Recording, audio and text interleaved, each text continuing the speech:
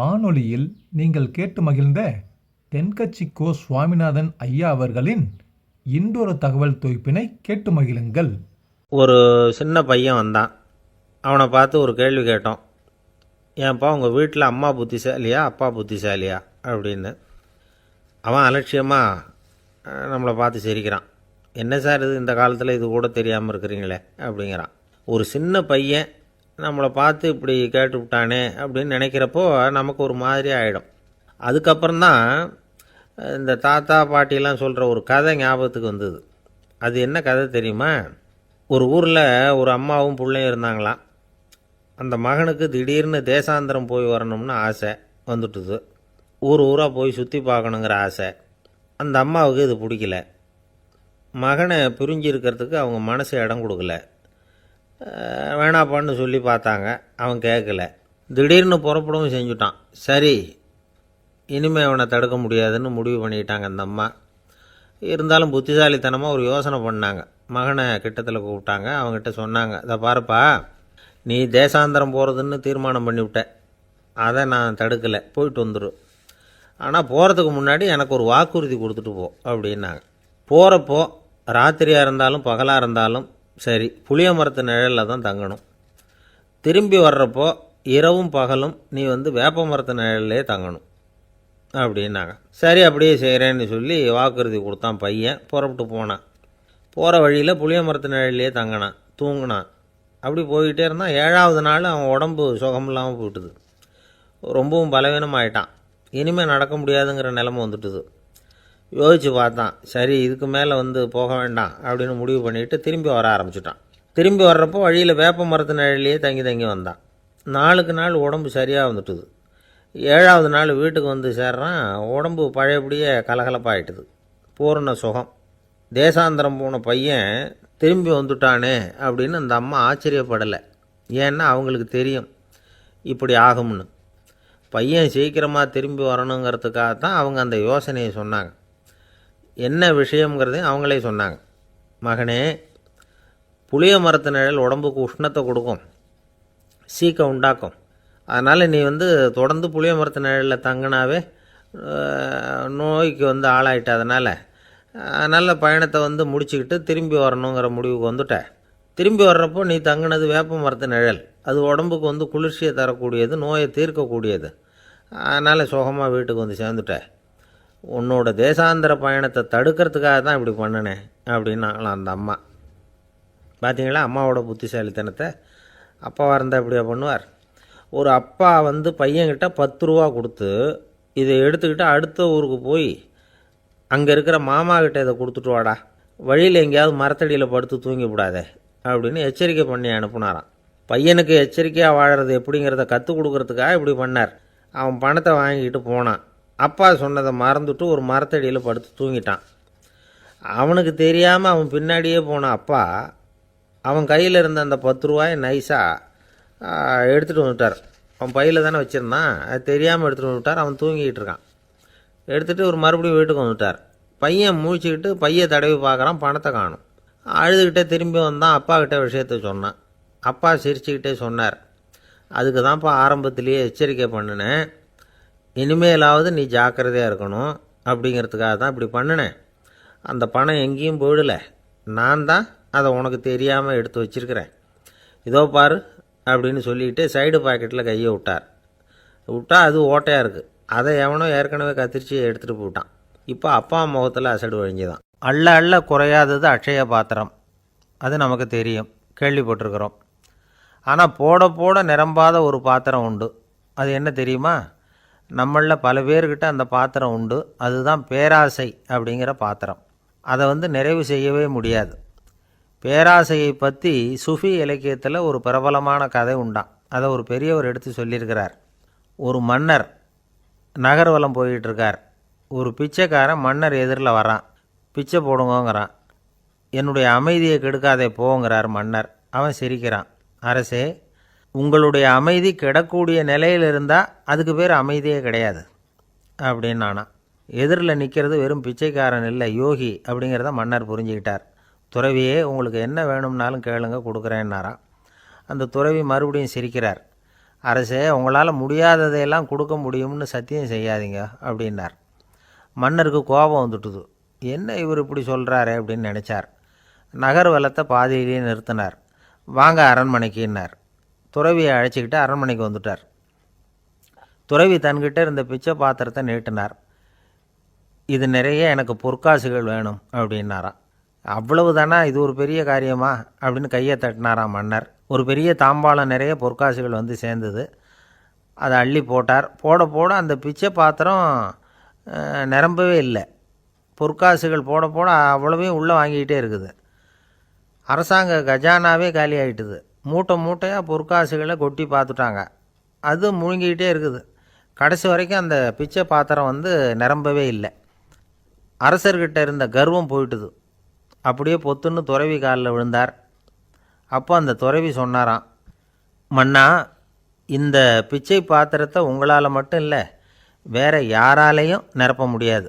அதுக்கு என்ன காரணம்னா, இது வந்து சாதாரண பிச்சை பாத்திரம் இல்லை, பேராசைகளோடு வாழ்ந்து செத்துப்போன ஒரு மனிதனின் மண்டை ஓடுது அப்படின்னாராம். பாருங்கள், இதுதான் அந்த சுஃபி இலக்கிய கதை. செத்த பிறகும் நிறைவு இல்லைன்னா அது எப்பேற்பட்ட பேராசையாக இருக்கும்னு யோசித்து பார்த்துங்க. நம்மளும் ஒருத்தர் கல்யாணம் பண்ணிக்க பொண்ணு பார்த்துக்கிட்டு இருந்தார். அழகு, அறிவு, படிப்பு எதுவும் தேவையில்லை, பணம் மட்டும் இருந்தால் போதும் அப்படின்னு பார்க்குறவங்ககிட்டெல்லாம் சொல்லி வச்சார். ரொம்ப நாளைக்கு அப்புறம் ஒரு பணக்காரர் கிடைச்சார். அவர் சொன்னார், இதை பாருங்கள், எனக்கு 20 வயசில் ஒரு மகள், அவளை நீங்கள் கல்யாணம் பண்ணிக்கிட்டா 2 லட்சம் பணம் கொடுப்பேன். 25 வயசில் ஒரு பொண்ணு, அவளை கல்யாணம் பண்ணிக்கிட்டா 2.5 லட்சம் தருவேன். 30 வயசில் ஒரு பொண்ணு இருக்கா, அவளை கல்யாணம் பண்ணிக்கிட்டா 3 லட்சம் தருவேன். என்ன சொல்கிற அப்படின்னாராம். இவன் கொஞ்ச நேரம் யோசித்து பார்த்துருக்கான். அதுக்கப்புறம் மெதுவாக அவரை நிமிர்ந்து பார்த்து, ஏன் சார், உங்ககிட்ட 50 வயசில் ஏதாவது பொண்ணு இருக்கா அப்படின்னு கேட்டானாம். சில பேரை இப்படி சொல்கிறது உண்டு. அடுத்தவங்களை அனுசரித்து நடந்துக்க தெரியல, அவன் என்ன சார் மனுஷன் அப்படிம்பாங்க. சக மனிதர்களோடு எப்படி பழகிறது அப்படின்னு தெரியாததுனாலேயே பல பேர் இன்றைக்கி சங்கடப்பட்டுக்கிட்டு இருக்கிறாங்க. வசதி வாய்ப்பெல்லாம் சரியாக இருக்கும், ஆனால் வாழ்க்கை சரியாக இருக்காது. இன்னொருத்தர்கிட்ட எப்படி பேசுறது பழகிறதுங்கிறது தெரியாததுனால தான் இந்த அவஸ்தை. சரி, இந்த அவஸ்தை இல்லாமல் வாழறது எப்படி? இதுக்கு அனுபவசாலிகள் சில வழிமுறைகளை சொல்கிறாங்க. அதெல்லாம் என்னென்னங்கிறத இப்போ தெரிஞ்சுக்குவோம். முதல்ல நம்ம நாக்கு நம்ம கண்ட்ரோலில் இருக்கணும். வார்த்தைகளை வந்து கொட்டிவிட்டு அதுக்கப்புறம் அள்ள முடியாமல் கடந்து கஷ்டப்படக்கூடாது. எப்படி பேசுகிறோங்கிறதும் முக்கியம், பேசுகிறப்ப எப்படி முகத்தை வச்சுருக்கிறோங்கிறதும் முக்கியம். அன்பாக பேசினாலும் நல்லாயிருக்கும். அப்படி பேசுகிறப்ப ஆதரவாக அவர் தோள் மேலே ஒரு கையை போட்டுக்கிட்டு பேசினா இன்னமும் நல்லாயிருக்கும். 2வது விஷயம், இன்னொருத்தர்கிட்ட பேசுகிறப்போ வாக்குறுதிகளை அள்ளி வீசக்கூடாது. கொடுக்குற வாக்குறுதி குறைச்சலாக இருக்கணும். அப்படி கொடுத்த வாக்குறுதியை கண்டிப்பாக நிறைவேற்றணும். நாம் ஒருத்தரை பாராட்டுறோம் அல்லது அவரை பற்றி அபிப்பிராயம் சொல்கிறோம்னா அது ஆக்கப்பூர்வமாக இருக்கணும். நம்ம பாராட்டு அல்லது விமர்சனம் அடுத்தவருடைய முன்னேற்றத்துக்கு உதவுறது மாதிரி இருக்கணும். நாம் சொல்கிறத கேட்டுட்டு அவன் தலையில் கையை வச்சுட்டு உட்காந்துடக்கூடாது. எப்பவும் உற்சாகமாக இருக்கணும், முகம் மலர்ச்சியாக இருக்கணும். மனுஷன் இருந்தால் வருத்தம், கவலை, ஏமாற்றம் எல்லாம் இருக்க தான் செய்யும். அதெல்லாம் மனசில் இருக்கட்டும். அந்த வருத்தமும் கவலையும் ஏமாற்றமும் சேர்ந்துக்கிட்டு நம்ம முகத்தில் இருக்கிற மலர்ச்சியை மூடி மறைக்கிறதுக்கு நாம் இடம் கொடுத்துடக்கூடாது. எந்த விஷயத்தை பற்றி யாருக்கிட்ட பேசினாலும் வெளிப்படையாக பேசணும், திறந்த மனசோடு பேசணும். மூடி மறைச்சி முன்னு முழுங்கிக்கிட்டு இருக்கக்கூடாது. இன்னொருத்தர்கிட்ட பேசுகிறப்போ விவாதம் பண்ணுங்க, அது தப்பு இல்லை. ஆனால் வாதாடிக்கிட்டு இருக்கக்கூடாது. அதாவது என்ன சொல்கிறாங்கன்னா, டிஸ்கஸ் பண்ணலாம், ஆர்கியூ பண்ணக்கூடாதான். நம்மக்கிட்ட இருக்கிற நல்ல குணங்களை நாம் எடுத்து சொல்லிகிட்டு இருக்கக்கூடாது. அந்த நல்ல குணங்களே நம்மளை பற்றி எடுத்து சொல்லணும், அது மாதிரி நடந்துக்கணும். அதே மாதிரி அடுத்தவங்க கிட்ட உள்ள கெட்ட குணங்களை பற்றி அவசியம் இல்லாமல் நாம் பேச வேண்டியதில்லை. உங்களை பற்றி யாராவது தப்பாக பேசுகிறாங்களா, அப்படி அவங்க பேசுகிறதுல உண்மை இல்லையா அப்படின்னா அதை நீங்கள் பொருட்படுத்த வேண்டியதில்லை, விட்டுடலாம். அது தானாக போயிடும். ஒரு 4-5 பேரோட பேசிக்கிட்டு இருந்தீங்கன்னா எல்லாருக்கும் முக்கியத்துவம் கொடுங்க, யாரையும் அலட்சியப்படுத்தாதீங்க. தமாஷா பேசலாம், ஆனால் அவங்க தமாஷ் வந்து அடுத்தவங்கள கேலி பண்ணுறதா இருக்கக்கூடாது. நமக்கு கிடைக்க வேண்டியது கிடைக்கலையே அப்படிங்கிற தவிப்பு நம்மக்கிட்ட இருக்கக்கூடாது, அது தேவையில்லை. உங்கள் செயல்பாடுகள் தெளிவாக இருக்கட்டும், பாராட்டு தானாக அவங்கள தேடிட்டு வரும். இன்னொரு மனுஷனுடைய மனசில் கௌரவமான ஒரு இடத்த பிடிக்கணும்னா நாம் இந்த குணத்தையெல்லாம் நம்மக்கிட்ட வளர்த்துக்கணும். இதெல்லாம் அனுபவசாலிகள் சொல்லியிருக்கிற குறிப்புகள். இந்த குறிப்புகளை சரியாக புரிஞ்சுக்கணும், அது முக்கியம். தப்பாக புரிஞ்சுக்கிட்டா என்ன ஆகும் தெரியுமா? இதை கேளுங்க. ஒருத்தர் வந்தார். சார், அடுத்தவங்க தோள் மேலே கையை போட்டுக்கிட்டு அன்பாக பேசணும்னு சொன்னீங்க. அப்படி தான் பேசினேன். அவர் முதுகை கூட தட்டி கொடுத்தேன். என் வேலை போயிட்டுது சார், வீட்டுக்கு அனுப்பிச்சிட்டாங்க அப்படின்னார். யாருக்கிட்ட அப்படி பேசுனீங்கன்னு கேட்டோம். என் முதலாளிகிட்ட சார் அப்படிங்கிறார் ரொம்ப சோகமாக. ஒரு அரசனும் அமைச்சரும் ஒரு நாள் ரொம்ப சாவகாசமாக பேசிக்கிட்டு இருந்தாங்களாம். அரசன் அமைச்சரை பார்த்து ஒரு கேள்வி கேட்டிருக்கார். ஏங்க அமைச்சரே, ஆசை இல்லாத ஒரு மனுஷனால் இருக்க முடியுமா அப்படின்னு. ஏன் முடியாது, துறவி அப்படிங்கிறவங்கெல்லாம் அப்படிப்பட்டவங்க தானே அப்படின்னாராம் அமைச்சர். அவங்கெல்லாம் உண்மையிலேயே ஆசையை விட்டவங்க தானா அப்படின்னு கேட்டாராம் ராஜா. அப்படி தான் இருக்கணும் அப்படின்னாராம் அமைச்சர். அப்படின்னா ஆசையே இல்லாத ஒரு உண்மையான துறவியை நான் பார்க்கணுமேன்னார். அது என்ன பிரமாதம், அதுக்கு நான் ஏற்பாடு பண்ணுறேன் அப்படின்னு விட்டார் இவர். சொல்லிவிட்டு உடனே புறப்பட்டு போனார். அங்கே தேடினார். அப்புறம் தான் அவருக்கு புரிஞ்சுது உண்மை துறவியை கண்டுபிடிக்கிறது எவ்வளவு கஷ்டமான காரியம்னு. இருந்தாலும் ராஜா கிட்ட சொல்லியாச்சே உண்மை துறவியை காட்டுறேன்னு. இப்போ என்ன பண்ணுறது? ராஜா கிட்ட சொன்னபடி நடக்கலைன்னா அவருக்கு கோபம் வந்துடும். அமைச்சர் ஒரு யோசனை பண்ணார். அவருக்கு ஒரு வழி தெரிஞ்சுது. அதுதான் சரின்னு முடிவு பண்ணார். அதாவது அந்த ஊரில் அவருக்கு தெரிஞ்ச நாடக நடிகர் ஒருத்தர் இருக்கிறார், நல்லா நடிப்பார். அவரை போய் பார்த்தார். இதை பாருப்பா, எனக்காக நீ ஒரு காரியம் செய்யணும்னார். என்னன்னு கேட்டார் அவர். நீ ஒரு துறவி மாதிரி கொஞ்சம் நேரத்துக்கு நடிக்கணும். ராஜா உன்னை பார்த்துட்டு போகிற வரைக்கும் நடி, அது போதும். அதுக்காக உனக்கு 10,000 ரூபா தரேன் அப்படின்னார். அவர் எந்த காலத்தில் இவ்வளவு பணத்தை மொத்தமாக பார்த்துருக்கார். அதனால் உடனே சரின்னு ஒத்துக்கிட்டார். அமைச்சர் அரண்மனைக்கு திரும்பி வந்தார். என்ன அமைச்சரே, இன்னுமா ஒரு உண்மையான துறவி கிடைக்கலன்னார். உண்மையான துறவி ஒருத்தரை இப்போ தான் கொஞ்ச நேரத்துக்கு முன்னாடி பார்த்து பேசிவிட்டு வர்றேன்.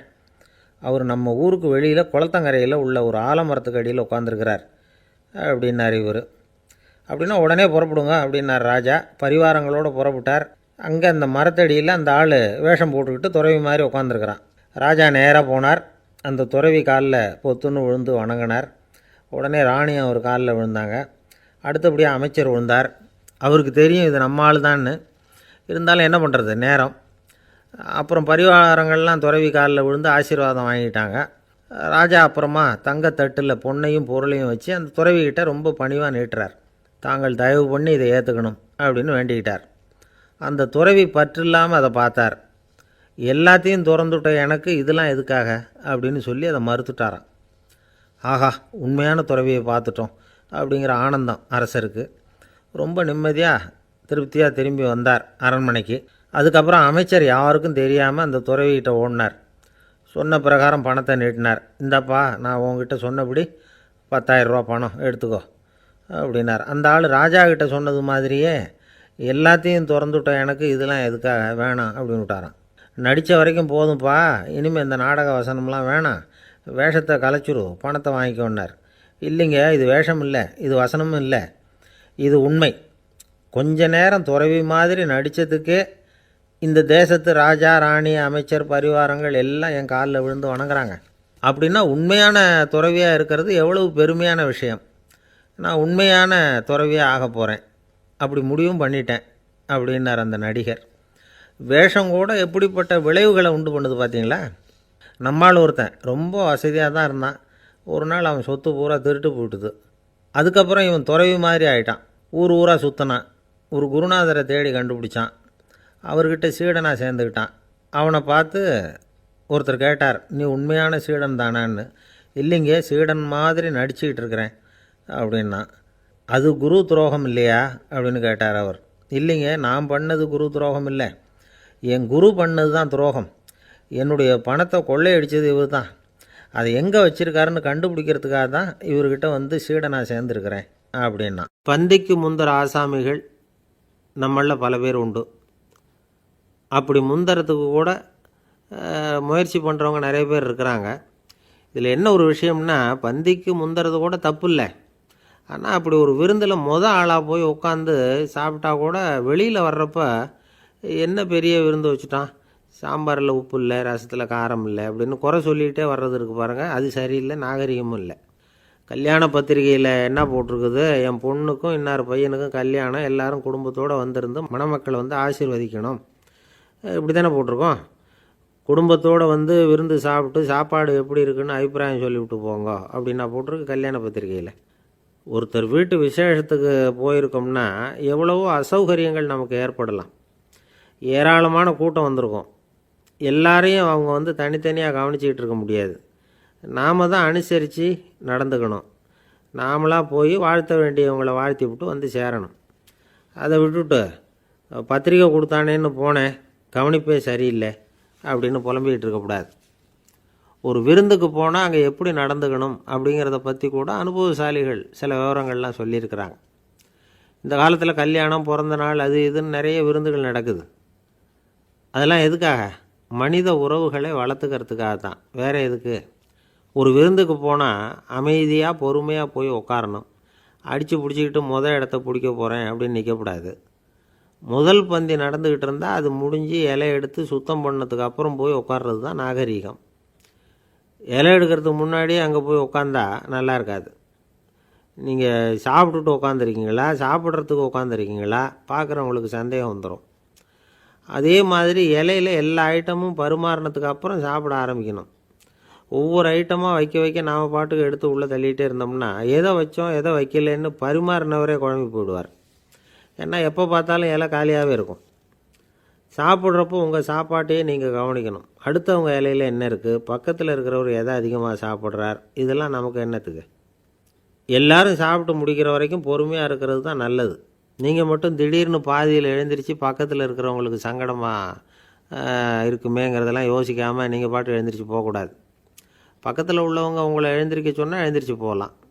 விருந்துகளில் சாப்பாட்டை வீணாக்கிறதே ஒரு நாகரிகமாக போட்டுது. இந்த காலத்தில் சாப்பாட்டுக்கே கஷ்டப்பட்டுக்கிட்டு பல பேர் இந்த உலகத்தில் இருக்கிறப்போ சாப்பாட்டை வீணாக்கிறது எவ்வளோ பெரிய மோசங்கிறத நினச்சி பார்க்கணும். வேணுங்கிற அளவுக்கு கேட்டு வாங்கி சாப்பிட்றது தான் முறை. விருந்தில் இந்த பஃபே அப்படின்னு சொல்லி ஒரு முறை சொல்கிறாங்கல்ல, அதாவது உணவு வகைகளையெல்லாம் பொதுவாக ஒரு இடத்துல வச்சுடுறது, நமக்கு தேவையானதை நாமே எடுத்து ஒரு தட்டில் போட்டுக்கிட்டு சாப்பிட வேண்டியது. இதில் கூட சில பேர் தேவைக்கு அதிகமாக எடுத்து போட்டுக்கிட்டு வீணாக்குறாங்க. சில சமயம் வந்து கடைசியாக சாப்பிட போகிறவங்களுக்கு எல்லா ஐட்டமும் கிடைக்காம போகலாம். அதை போய் பெருசு பண்ணிகிட்டு இருக்கக்கூடாது. என்ன சார் இந்த அளவுக்கு கூடவா நாகரிகம் தெரியாமல் இருக்கிறோம், இதை போய் பெருசாக சொல்ல வந்துட்டீங்களே அப்படின்னு நினைக்கலாம். ஒருத்தர் 2 பேருக்கு இந்த விவரம் தேவைப்படலாம். அவங்க காதலையும் இது விழட்டுமேங்கிறதுக்காக தான் இது. ஒரு பெரிய கல்யாண விருந்து நடந்துக்கிட்டு இருந்தது. விருந்து மண்டபத்து வாசலில் ஒருத்தர் நின்றுக்கிட்டு வர்றவங்களையெல்லாம் ரொம்ப மரியாதையாக வணங்கி உள்ளே அனுப்பி வச்சுக்கிட்டு இருந்தார். எப்படி தெரியுமா? வர்றவங்க கையெல்லாம் பிடிச்சி முத்தம் கொடுத்து அதுக்கப்புறம் உள்ளே அனுப்பி வச்சுக்கிட்டு இருந்தாராம். கூட்டம்லாம் முடிஞ்சதுக்கப்புறம் அவர்கிட்ட போய் கேட்டிருக்கிறாங்க, சார் நானும் எவ்வளவோ விருந்துகளுக்கு போயிருக்கிறேன், இருந்தாலும் இவ்வளவு மரியாதையாக வர்றவங்க கைக்கெல்லாம் முத்தம் கொடுத்து வரவேற்கிறத இங்கே தான் பார்க்குறேன் அப்படின்னு சொன்னாங்க. அதுக்கு அவர் சொன்னார், அட போங்க சார், நான் முத்தம் கொடுக்கல, முந்தின பந்திக்கு வந்து சாப்பிட்டவங்களே அடுத்த பந்திக்கும் வர்றாங்களான்னு மோந்து பார்த்து அனுப்பி வச்சுக்கிட்டு இருந்தேன் அப்படின்னார். இந்த உலகமே ஒரு நாடக மேடை, நாம் எல்லாரும் நடிகர்கள். இது வந்து ஞானிகள் சொல்கிறது. இது ஒரு பக்கம் இருக்கட்டும். இந்த உலகத்துக்குள்ளே எத்தனையோ நாடக மேடைகள், எத்தனையோ நடிகர்கள், எத்தனையோ நாடகங்கள், இதெல்லாம் எப்படி ஆரம்பமாச்சு? அதுதான் இன்றைக்கி தகவல். அதாவது ஆதி மனிதன் பேச ஆரம்பிக்கிறதுக்கு முன்னாடி சைகையாலேயே எல்லாத்தையும் சொல்லிகிட்டு இருந்தான். அதனால் அப்போவே நடிப்பு ஆரம்பமாயிட்டுது. முதல்ல ஒரு வேட்டையைத்தான் அவன் வந்து நடித்து காட்டியிருப்பான். இவன் எப்படி போனான், எதிரில் மிருகம் எப்படி வந்தது, அதோடு எப்படி சண்டை போட்டான், எப்படி அடித்து கொண்டுகிட்டு வந்தான், இதை அப்படியே மற்றவங்களுக்கு நடித்து காட்டியிருப்பான். ஏன்னா மொழி கிடையாது. இந்த காலத்துலலாம் நாடகங்களில் நடிக்கிறவங்கள நடிகர்கள்ங்கிறோம். ஒரு காலத்தில் இவங்களுக்கு என்ன பேர் தெரியுமா? திஸ்பியர்கள் அப்படின்னு பேரான். இதுக்கு காரணம் உண்டு. அதாவது 2000 வருஷத்துக்கு முன்னாடி கிரீஸ் நாட்டில் திசிபியஸ் அப்படின்னு ஒரு ஆள் இருந்தான். அவன் ஒரு பெரிய நாடக கலைஞன். அவன் சில இளைஞர்களை சேர்த்துக்கிட்டான், பயிற்சி கொடுத்தான், நாடக குழுவை உருவாக்கினான். நடிகர்களையும் நாடகத்துக்கு தேவையான பொருள்களையும் ஏற்றிக்கிட்டு போகிறதுக்கு ஒரு வண்டியையும் தயார் பண்ணான். அந்த வண்டியிலேயே அவன் வந்து கிரேக்க நாடு பூராவும் சுற்றினான். ஊர் ஊராக நாடகம் போட்டான். ஒரு ஊருக்கு போனதும் அங்கே நாடகம் நடத்த தியேட்டர் இருக்கா அப்படிங்கன்னெல்லாம் பார்க்குறதில்ல அவன். ஏன்னா அப்போலாம் தியேட்டர்னா என்னென்ன தெரியாது. நாடகம்னா அதை ஒரு மூடிய கொட்டைக்குள்ளே தான் நடத்தணுங்கிறது அப்போ யாருக்குமே தோணலை. இந்த வண்டி போகும், அதுவே ஒரு பகுதி அப்படியே ஒரு மேடை மாதிரி விரிச்சிக்கும். அதில் ஏறி நின்றுக்கிட்டு நாடகத்தை நடித்து காட்டுவாங்களாம். மக்கள்லாம் எதிரில் தரையில் உட்காந்து அதை பார்த்துக்கிட்டு இருக்கிறது. உலகத்தின் முதல் நடமாடும் தியேட்டர் இது தானா. இந்த திசைபிஎஸ் தான் முதலாக உலகத்தில் நாடகங்கிற பொழுதுபோக்கை நடத்தி காட்டினவன் அப்படின்னு சொல்கிறாங்க. அவன் சொந்தமாக நாடகம் எழுதுனான், நடித்தான், நாடகத்தை இயக்கினான். அதனால தான் அவனை first man of the theatre அப்படின்னு சொல்லுவாங்க. அவன் தான் நாடக மேடையின் முன்னோடி. கிரேக்கர் காலத்திலேயே நாடக ஆசிரியர்கள், நடிகர்கள், ரசிகர்கள் இவங்கள்லாம் உருவாயிட்டாங்களாம். நாடகத்தின் சரித்திரத்தில் இந்த 3 பிரிவும் ரொம்ப முக்கியம். அதாவது கிரேக்க தியேட்டர்கள்லாம் திறந்த வெளி மேடைகள் தான். பெரும்பாலும் மலைச்சரிவுகள், அதுவே படிப்படியாக பண்ணியிருப்பாங்க. கீழே அரைவட்ட வடிவில் மேடை, அதுக்கு ஆர்கெஸ்ட்ரான்னு பேர். பிற்காலத்தில் இதில் உட்காந்து இசைக்குழுவினர் வாய்ச்சதுனால இசைக்குழுவுக்கே ஆர்கெஸ்ட்ராங்கிற பேர் வந்துட்டுது. இப்போது கிரேக்க தியேட்டர்களில் ஒன்று, அதோட காலம் கிமு 340. அதை இன்னமும் பாதுகாத்து வச்சுருக்கிறாங்களாம். எபிடாரஸ் அப்படிங்கிற இடத்துல அது இருக்குதான். இன்னமும் அந்த தியேட்டரை பயன்படுத்திக்கிட்டு வர்றாங்களாம். சிறந்த கிரேக்க நாடகங்கள்லாம் அங்கே நடிக்கிறாங்களாம். ஆரம்ப காலத்திலேயே கட்டணம் கிடையாது. அப்புறம் பின்னாடி தான் நுழைவு கட்டணம்லாம் அப்படியே வந்துட்டு தான். நடிகர்கள் பளபளப்பான ஆடைகள் உடுத்தியிருப்பாங்களாம். இந்த குதிகால் உயர்ந்த காலணிகள் போட்டிருப்பாங்களாம். இதெல்லாம் பழைய குறிப்புகள். பலவிதமான உருவங்களில் மாஸ்க் அப்படின்னு சொல்லப்படுற முகமூடி. அதனால் ஒரே நடிகர் பல வேடங்களில் நடிக்கிறது உண்டான். ஆரம்பத்தில் பெண் நடிகர்கள் கிடையாது, எல்லாம் ஆண் நடிகர்கள் தான். ரோமானியர்கள் தான் முதல் நிரந்தர நாடக மேடையை கட்டினவங்க.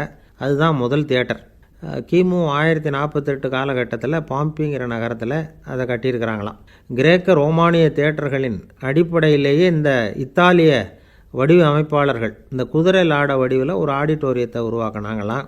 இப்படி அதை பற்றி நிறைய தகவல் இருக்குது. 1576 லண்டனில் இந்த பின்ஸ்பர்ரி, அப்புறம் இந்த பில்ட்ஸில், அப்புறம் ஜேம்ஸ் இப்படிங்கிறவர் முயற்சியால் தான் இங்கிலாந்தில் முதல் தியேட்டர் உருவாச்சான்.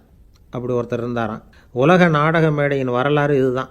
அதாவது இப்போல்லாம் அறிவியல் வளர்ச்சி அதிகமாகிட்டுது. திரைப்படம், தொலைக்காட்சி எல்லாம் வந்தாச்சு.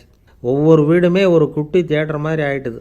தொலைக்காட்சி முன்னாடி உட்காந்து எழுந்திருக்கவே மனசு வர்றதில்லை. ஒரு அம்மா ஒரு மனோதத்துவ டாக்டரை தேடிட்டு வந்தாங்களாம் இந்த காலத்தில்.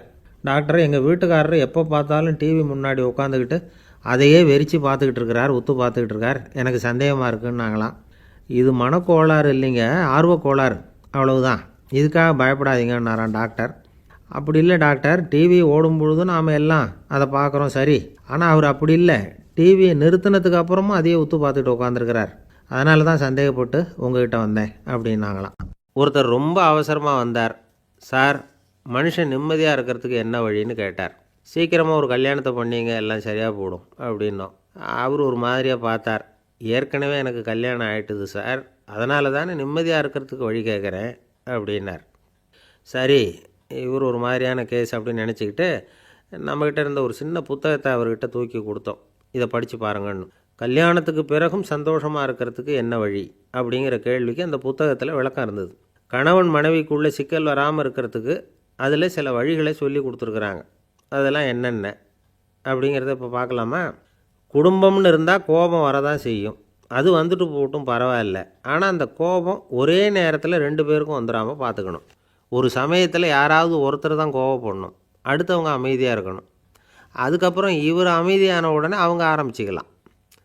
கோபமாக ஏதாவது சொன்னால் உடனே கோபமாக பதில் சொல்லக்கூடாது. கொஞ்சம் பொறுத்து கோபம் தீர்ந்த உடனே அந்த பதிலை சொல்லலாம். அப்போ பதில் கோபமாக இருந்தால் கூட அது அவ்வளோ பெருசாக தெரியாது.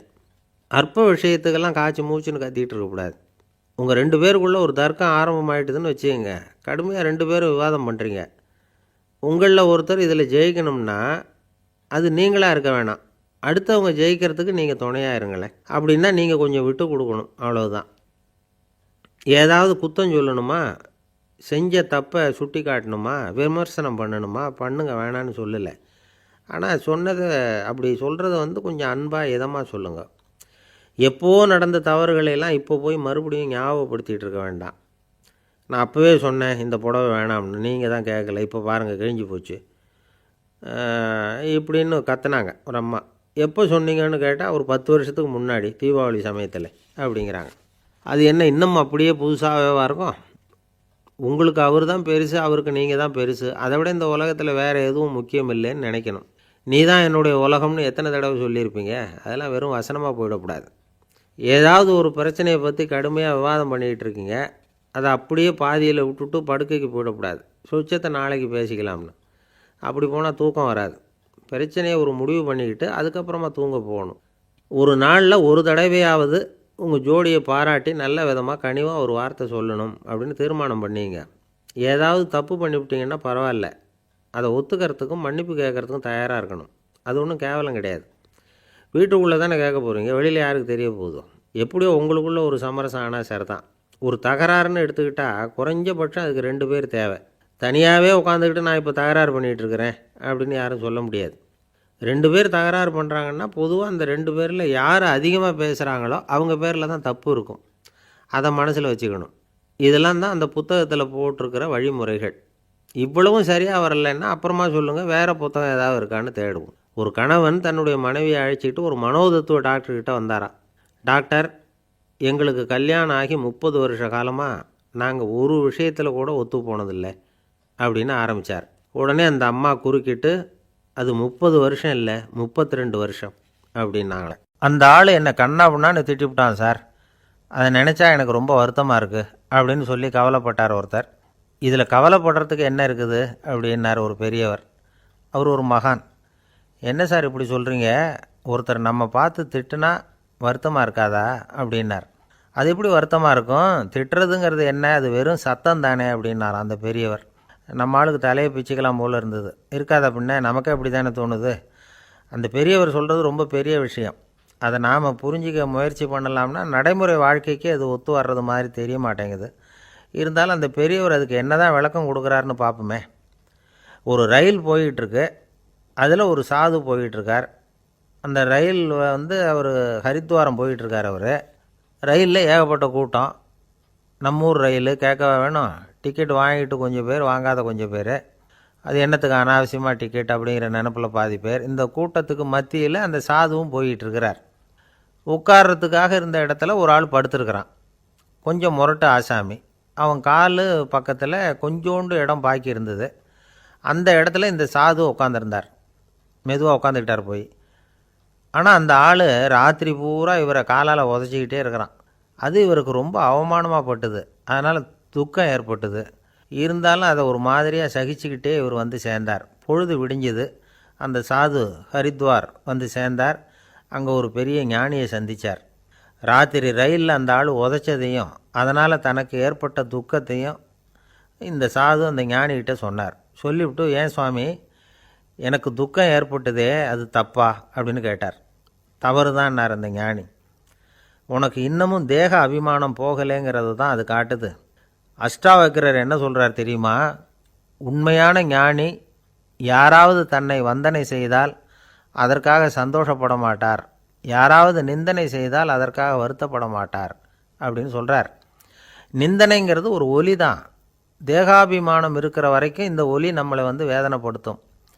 நான் தேகம் இல்லை, ஆத்மா அப்படிங்கிற நினைவு இருந்தால் இந்த ஒலி நம்மளை பாதிக்காது. மனு என்ன சொல்கிறார் தெரியுமா?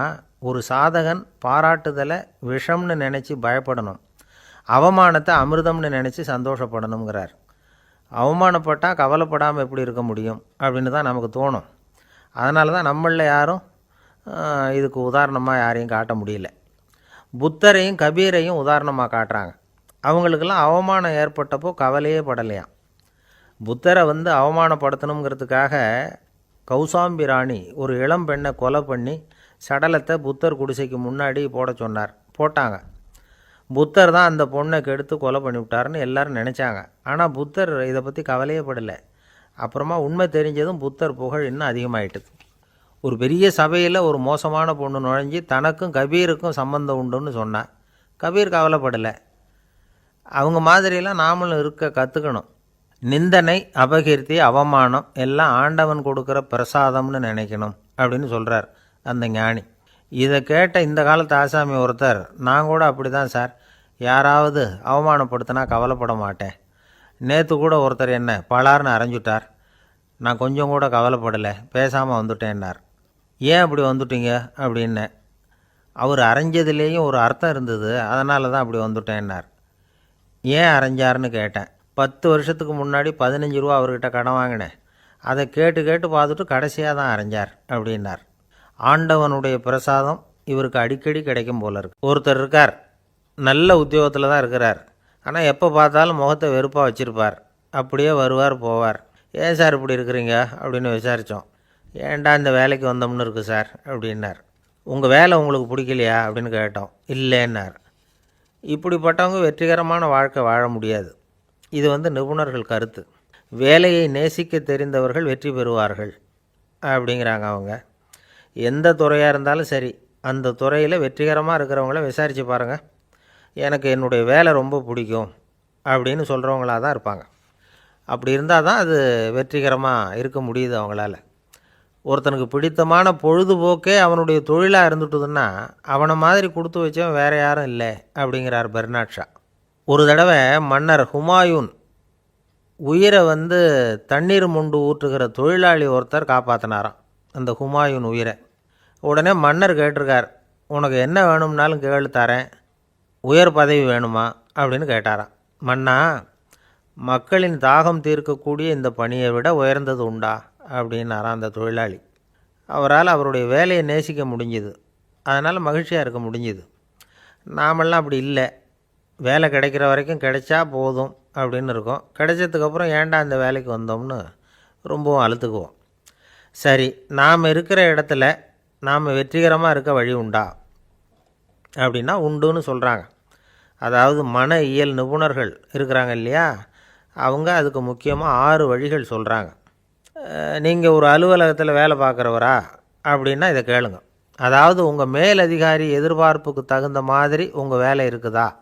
அப்படி இல்லைன்னா முதல்ல உங்கள் வேலையின் தரம் உயரணும். உங்களுக்கு மேலே கீழே வேலை பார்க்குற பணியாளர்கள்கிட்ட நல்ல விதமாக பழகுறீங்களா? அந்த உறவு முறையில் ஏதாவது குறை இருந்தால் அதை கண்டுபிடிச்சி சரி பண்ணுங்கள். நம்பிக்கைக்கு உரியவர் அப்படின்னு நீங்கள் பேர் எடுக்கணும். நீங்கள் எடுக்கிற முடிவு நல்ல முடிவாக தான் இருக்கும் அப்படின்னு அடுத்தவங்க சொல்லணும். உங்கள் தோற்றத்துக்கு முக்கியத்துவம் கொடுங்க. இது மனம் உடல் ரெண்டும் சம்மந்தப்பட்டது. அதனால் மனசையும் ஆரோக்கியமாக வச்சுருக்கணும், உடம்பையும் ஆரோக்கியமாக வச்சுருக்கணும். உங்களுடைய நிர்வாகம் செயல்படுற விதத்தை நல்லா புரிஞ்சு வச்சுக்கணும். உங்களுடைய நிர்வாகம் இப்போ ஒரு காரியம் செய்யுதுன்னு வச்சுங்க, ஏன் அப்படி செய்யுது, எதுக்காக அப்படி செய்யுது, அதனுடைய குறிக்கோள் என்ன, அது நீடிக்கிறதுக்கு காரணம் என்ன, இதையெல்லாம் தெரிஞ்சுக்கணும். சிரிப்புக்கு வஞ்சகம் பண்ணக்கூடாது. நல்லா சிரிக்கணும், அப்போ தான் அது திரும்ப கிடைக்கும். கடந்த கால தோல்வியை பற்றி கவலைப்படக்கூடாது. முதலாளி விருப்பம் தெரிஞ்சு நடந்துக்கிறது நல்லது தான். அதுக்காக காக்கா பிடிக்கணுங்கிற அவசியம் இல்லை. உங்களுக்கு ஒரு பொறுப்பான வேலை கிடைக்குது, உடனே சத்தம் குழப்பம் அப்படின்னு சூழ்நிலையை இறுக்கமாக ஆக்கிடக்கூடாது. எந்த சூழலையும் இயல்பாக கையாளக்கூடியவர் அப்படிங்கிறத காட்டணும். இதெல்லாம் உங்கள் துறையில் நீங்கள் வெற்றி பெற நிபுணர்கள் சொல்கிற யோசனைகள். இவ்வளவு விவரமும் சொல்லிவிட்டு ஒருத்தரை பார்த்து கேட்டோம், இப்போ சொல்லுங்கள், நீங்கள் செய்கிற வேலை உங்களுக்கு பிடிச்சிருக்குதா அப்படின்னோம். ரொம்ப ரொம்ப பிடிச்சிருக்குது அப்படின்னார். சரி, என்ன செஞ்சிகிட்ருக்குறீங்க அப்படின்னு கேட்டோம். சும்மா தான் இருக்கிறேன் அப்படின்னார் அவர். ஒரு ஆள் இருந்தான், நிறைய பணம் சம்பாதிச்சான், ஆனால் செலவு பண்ண மனசு வரல, கருமி. அவன் என்ன பண்ணான், சேர்த்த பணம் பூராவையும் ஒரு மரத்தடியில் புதைச்சி வச்சுருந்தான். வாரத்துக்கு ஒரு தடவை அந்த மரத்தடிக்கு வருவான், புதைச்ச இடத்த ஆவலோடு பார்த்துக்கிட்டு இருப்பான், அதுக்கப்புறம் போயிடுவான். அவ்வளவுதான். ஒரு நாள் ஒரு திருடன் வந்தான், இவன் புதைச்சி வச்சுருந்ததெல்லாம் எடுத்துகிட்டு போட்டான். இது தெரிஞ்சு போச்சு. அந்த கருமி புலம்ப ஆரம்பிச்சிட்டான். இவன் புலம்பலை கேட்டதும் அக்கம் பக்கத்தில் இருந்தவங்கெல்லாம் ஓடி வந்தாங்க. என்ன விஷயம்னு விசாரித்தாங்க. இவன் சொன்னான். ஒரு பெரியவர் கேட்டார், ஏன்ப்பா வாரம் இந்த இடத்த பார்க்குறதாக சொன்னியே, எப்போவாவது இதில் இருக்கிற பணத்தை எடுத்து செலவு பண்ணியிருக்கியா அப்படின்னு கேட்டார். நான் அப்பப்போ அதை பார்க்குறது தான் வழக்கம், அதை தொட்டதே இல்லைன்னு அவன். சரி, அப்படின்னா இப்போவும் நீ அதே மாதிரி வாரம் ஒரு தடவை இந்த இடத்த பார்த்துட்டு போகலாமே அப்படின்னாராம் அந்த பெரியவர். அதுவும் சரிதானே, எவ்வளவு காலமானாலும் அவன் அந்த பணத்தை எடுத்து செலவு பண்ண போகிறதில்ல. அப்படி இருக்கிறப்ப உள்ளே பணம் இருந்தாலும் ஒன்று தான், இல்லாமல் போனாலும் ஒன்று தான். இதிலேருந்து என்ன புரியுதுன்னா, ஒருத்தர்கிட்ட இருக்கிற பணத்தை கொண்டு அவர் பணக்காரரா ஏழையா அப்படின்னு முடிவு செய்கிறது சரியில்லை. அந்த செல்வத்தை அனுபவிக்கிற திறன், பயன்படுத்துகிற திறன், அதை வச்சு தான் அவர் ஏழையா பணக்காரரா அப்படிங்கிறத நிர்ணயம் பண்ணணும். அதுதான் சரி. செலவு பண்ண தெரியாதவன் சேகரம் பண்ணிகிட்டே இருக்கிறதுனால என்ன பிரயோஜனம்? தலைமுடியே இல்லாதவன் தாராளமாக சீப்புகளை வாங்கி சேகரம் பண்ணுறது மாதிரி தானே இது. சில சமயம் செலவு பண்ண நாம் தயாராக இருந்தால் கூட அந்த செல்வம் நமக்கு பயன்படுறதில்ல. அரேபியாவில் ஒரு நகை வியாபாரி விலை உயர்ந்த முத்துக்களை எல்லாம் அவர் வச்சு வியாபாரம் பண்ணிகிட்டு இருந்தார். அவர் ஒரு சமயம் ஒரு பாலைவனம் வழியாக போயிட்டு இருக்கிறார் ஒட்டகத்தில். அப்போது திடீர்னு கடுமையான புயல் வீச ஆரம்பிச்சுட்டுது. திசை தவறி இவர் எங்கேயோ வந்துட்டார். கூட வந்தவங்களையும் காணலை, எங்கே போனாங்களோ தெரியல. இவர் ரொம்ப பயந்து போய் அங்கேயும் எங்கேயுமா அலைஞ்சு திரியிறார். வழியே தெரியல. பசி கடுமையாயிட்டுது. ஒட்டகத்து முதுகில் ஒரு மூட்டை இருந்தது. அதை பிரித்து பார்த்தார். உள்ளே ஏதாவது இருக்கான்னு தேடி பார்க்குறார். அது வரைக்கும் கண்ணில் தட்டுப்படாத அபூர்வமான ஒரு பை கண்ணில் பட்டுது. ஆஹா, அதில் ஏதாவது சாப்பிட்றதுக்கு இருக்கும் அப்படின்னு நினச்சி ஆவலாக அதை பிரித்து பார்க்குறார். அந்த பையில் விலை உயர்ந்த முத்துக்கள் நிறைய இருந்துதான். அப்போ தான் அவர் நினச்சாராம், விலை உயர்ந்த முத்துக்கள் கூட சாப்பிட்றதுக்கு உணவாக முடியாது அப்படிங்கிறத புரிஞ்சுக்கிட்டாராம். எந்த நேரத்தில் எது நமக்கு தேவையோ அது நமக்கு தாராளமாக கிடைக்கணும். அப்படி அது கிடைக்கிறதுக்கு நம்மக்கிட்ட இருக்கிற செல்வம் பயன்படணும். அது நமக்கும் பயன்படலாம், நம்ம மூலமாக அடுத்தவங்களுக்கும் பயன்படலாம். அதுதான் செல்வத்தின் பயன். ஒரு மரத்தடியில் ஒருத்தன் உட்காந்து அழுதுகிட்டு இருந்தான். அந்த பக்கமாக வந்த இன்னொருத்தன் ஏப்பா அழுதுகிட்டு இருக்கிறேன்னு கேட்டான். இந்த இடத்துல தான் பூமிக்கு அடியில் பணம் இருக்குது, புதைச்ச இடம் தெரியல, அதான் அழறேன் அப்படின்னா. நல்லா ஞாபகப்படுத்தி பாரு, எந்த இடத்துல புதைச்ச அப்படின்னு கேட்டான் இவன். அது எப்படி எனக்கு தெரியும், புதைச்சி வச்சிருக்கிறவன் நான் இல்லையே, எங்கள் எதிர்த்த வீட்டுக்காரன் அப்படின்னானா இவன். அம்மாக்காரங்களுக்கு அடிக்கடி ஏற்படுற கவலை ஒன்று உண்டு. அதாவது குழந்தை சரியாக சாப்பிட மாட்டேங்குதே அப்படிங்கிற கவலை. இவங்கெல்லாம் ஒரு விஷயத்தை நல்லா புரிஞ்சுக்கணும். குழந்தைகள்ங்கிறவங்க பெரியவங்க மாதிரி இல்லை. அவங்க கடிகாரத்தில் மணியை பார்த்துட்டு சாப்பிட்றதுக்கு உட்கார்ற ரகம் கிடையாது. பசிச்சா சாப்பிடுவாங்க, இல்லைன்னா விளையாடுவாங்க அல்லது தூங்குவாங்க. அது புரியாமல் அவங்கள கட்டாயப்படுத்தி அல்லது மிரட்டி சாப்பிட வைக்கிறது ரொம்ப தப்பு. ஒரு 8 மாத குழந்தைக்கு 3 மணி நேரத்துக்கு ஒரு தடவை பசிக்கும். அந்த நேரம் பார்த்து சாப்பாடு கொடுத்தா அடம் பண்ணாமல் அது பாட்டுக்கு சாப்பிட்றோம். அதே குழந்தைக்கு 1 வயசு ஆகிறப்போ 4 மணி நேரத்துக்கு ஒரு தடவை பசிக்கும். இந்த வயசில் இயற்கையாகவே பசி குறைஞ்சிருக்கும். அது புரியாமல் என் குழந்தை முன்னாடி மாதிரி இப்போ சரியாக சாப்பிட மாட்டேங்கிறான் அப்படின்னு சில பேர் டாக்டர்கிட்ட போய் சொல்லிக்கிட்டு இருப்பாங்க. இன்னொரு விஷயம், ஒரு குழந்தைக்கு வயசு அதிகமாகிற வேகத்துக்கு உடம்பு எடையும் அதிகமாகிக்கிட்டே போகாது. உடம்பு எடை அதிகமாகிற வேகம் குறைஞ்சிக்கிட்டே வரும். 6 மாத குழந்தைக்கு ஒரு வாரத்தில் 150 கிராம் எடை கூடும். ஒரு வயசில் வாரத்துக்கு 71 கிராம் எடை கூடும். இது புரியாமல் அதிகமாக சாப்பாட்டை கொடுத்து குழந்தைய கஷ்டப்படுத்தக்கூடாது. ஏன்னா அளவுக்கு மீறின உணவு அஜீரணத்தை உண்டு பண்ணிவிடும். குழந்தைக்கு ஒரு தட்டில் கொஞ்சமாக ஆகாரத்தை வச்சு கொண்டுகிட்டு போய் கொடுக்கணும். மலை மாதிரி குவிச்சு வச்சா அதை பார்த்ததுமே பசி அடங்கி போயிடும். அடித்து மிரட்டி பயமுறுத்தி குழந்தைய சாப்பிட வைக்கிற பழக்கம் இருக்குது பாருங்கள், அதுக்கு ஃபுட் ஃபோர்ஸிங் அப்படின்னு பேர். இப்படி பண்ணுனா குழந்தைக்கு சாப்பாட்டில் விருப்பம் குறைஞ்சிரும். அதை கண்டாவே வெறுக்க ஆரம்பிச்சிடும். அது மாதிரி உளம் சார்ந்த பசி குறைவு, சைக்கோஜெனிக் அனோரெக்சியா, அது ஏற்படுமா. சாப்பாடுங்கிறதே ஒரு தண்டனை மாதிரி தோணும். குழந்தைகளுக்கு பிடிச்ச மாதிரியான ஆகாரத்தை கொடுக்கணும். சத்து அதிகம் இருக்குங்கிறதுக்காக அதுக்கு பிடிக்காத ஆகாரத்தை கொடுத்து கட்டாயப்படுத்தக்கூடாது. குழந்தைகளுக்கு 2 வயசு ஆகிறப்போ இயற்கையாகவே எதிர்மறை குணம் உண்டாகும்.